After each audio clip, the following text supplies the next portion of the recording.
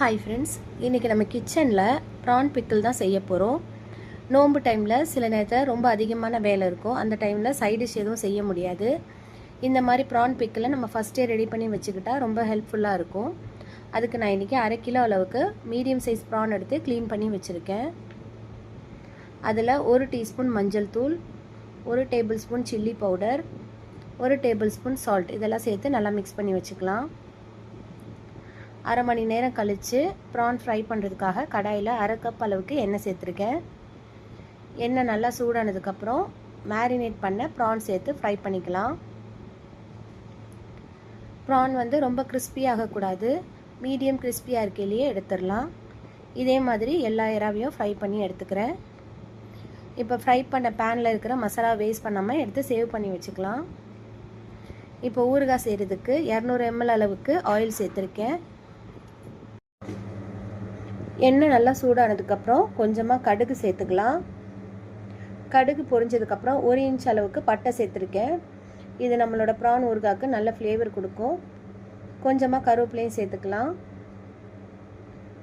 25 gram அளவுக்கு பூண்டை cut பண்ணி சேர்த்துருக்கேன். பூண்டு லைட்டாக கோல்டன் கலர் வந்ததுக்கப்புறம் 2 டேபிள் ஸ்பூன் அளவுக்கு இஞ்சி பூண்டு பேஸ்ட்டு சேர்த்து நல்லா மிக்ஸ் பண்ணிக்கலாம். 2 பச்சை மிளகாவை குட்டி குட்டியாக கட் பண்ணி சேர்த்துருக்கேன். இஞ்சி பூண்டு நல்லா ஃப்ரை ஆகி வந்ததுக்கப்புறம் 1/2 டீஸ்பூன் மஞ்சள் தூள், 1 teaspoon Kashmiri chilli powder, 1 table spoon normal chilli powder இது எல்லாத்தையும் சிம்மில் வச்சுட்டு மிக்ஸ் பண்ணிக்கலாம். நம்ம ஏற்கனவே எடுத்து வச்சுருந்த ஃப்ரை பண்ண மசாலாவும் சேர்த்துக்கிறேன். 1லேருந்து 1.5 தக்காளியை ஃபைனாக பேஸ்ட்டாக அரைச்சி சேர்த்துக்கலாம்.